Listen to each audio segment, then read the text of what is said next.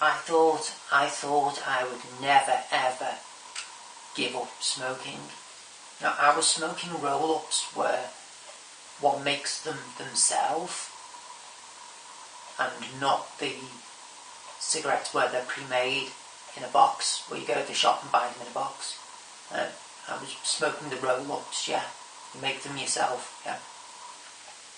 Like a spliff, but without the grass, get me? Right. I have not had a roll-up now for about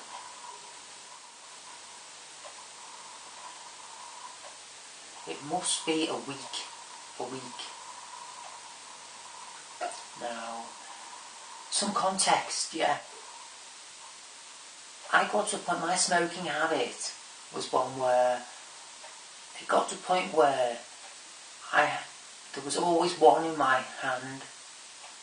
There was always one in my hand, and there was a lighter to light it with, either in my other hand or in a breast pocket of a shirt or in a pocket in my trouser, whether I was inside the house or outside the house. If I was inside the house and say I was walking around in my boxer shorts, I would have a shirt on which had a breast pocket in, which could put the lighter in, yeah.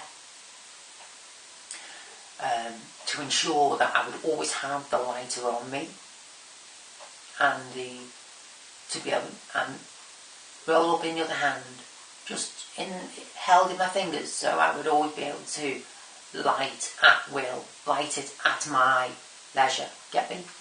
It wasn't always lit. Roll-ups tend to go out. That's the difference between roll-ups and cigarettes. You buy a box. If it's a cigarette, you put a cigarette in an ashtray, it can burn right to the end, unless you're lucky. 99.9% of the time it'll burn right to the end. People who smoke roll-ups tend to have carpets without holes in. Difference, right? Difference, yeah. There's a big fundamental difference between roll-ups and cigarettes you buy pre-made. They're completely different. They are two different animals. Taste different even. The only thing in common is the nicotine, is the drug in them, is that addictive drug in them. That's the only thing they share in common, is the nicotine. Otherwise, in my personal opinion, they are two different animals.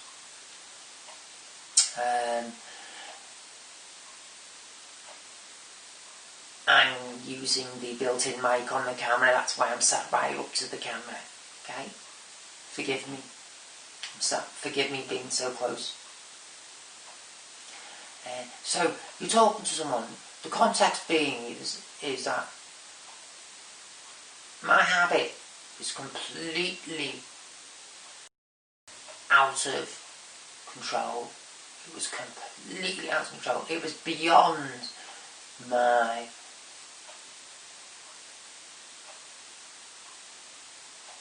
control. It was complete. I had no control.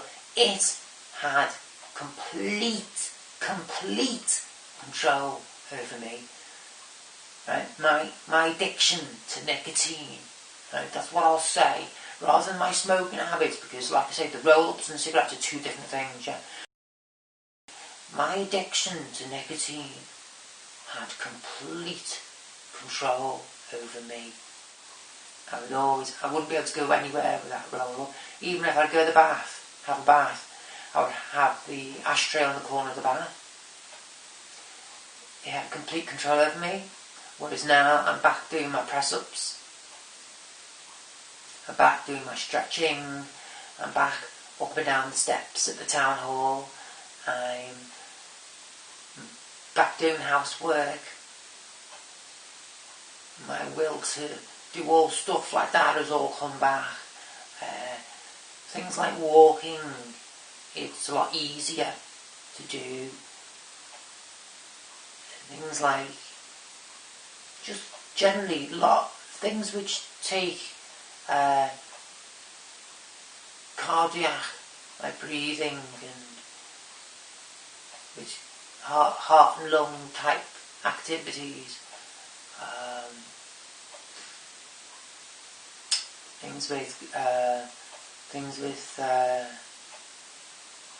which gets your breathing up, pulls your breathing up. I can do those type of activities for longer, and they're easier and at greater ease. They are easier to accomplish. I can just do them for longer. I can just do them for longer without thinking. And when I come to the end of those type of things, I'm not out of breath. I'm just happy. I'm just feeling good. Whereas before, I just didn't want to do anything. I was just nightmare. Every second was a nightmare. I knew I had this habit which had complete control over me. And it got to a point where I, like I say, was aware of it, and that awareness was making added problems for me. So not only had the health-destroying habit of the inhaling of the smoke by the roll-up, the lit roll-up, not only did I have that which was damaging my health, I was taking drags off my roll-up constantly, yeah, but I didn't only have that physically destroying me, I also had the mental side destroying me as well, where, like I say, I was aware, the fact that I was aware that this physically destroying habit had complete control over me, that side also, that mental side also was destroying me. It became a two-edged destruction for me. Physically and the mental side, it was both on the physical side, it was destroying me, and the mental side, it got to the point where on the mental side it began to destroy me as well. My awareness of how much I was being destroyed physically by the roll-up, by the inhaling of the nicotine by the roll-up.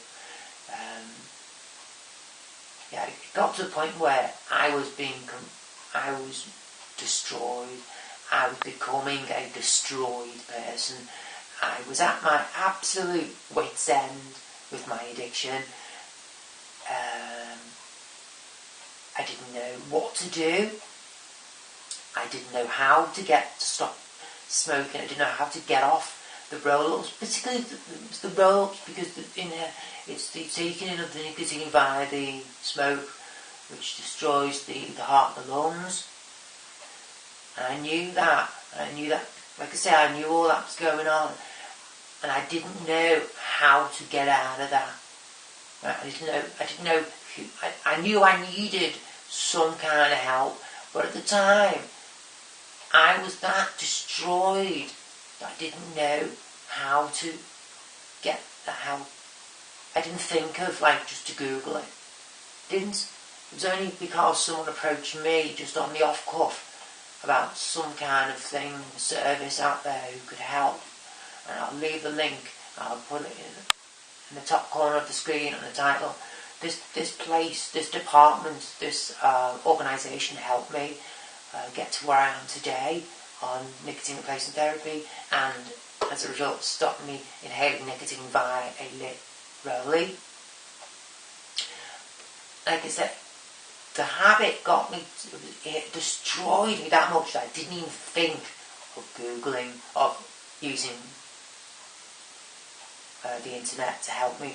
That's how much it was destroying me. I was that betrodden by the habit, by the, like I say, the physically and mental side being so destroyed.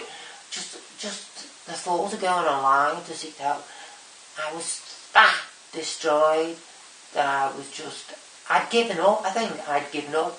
It got that bad, out of hand for me.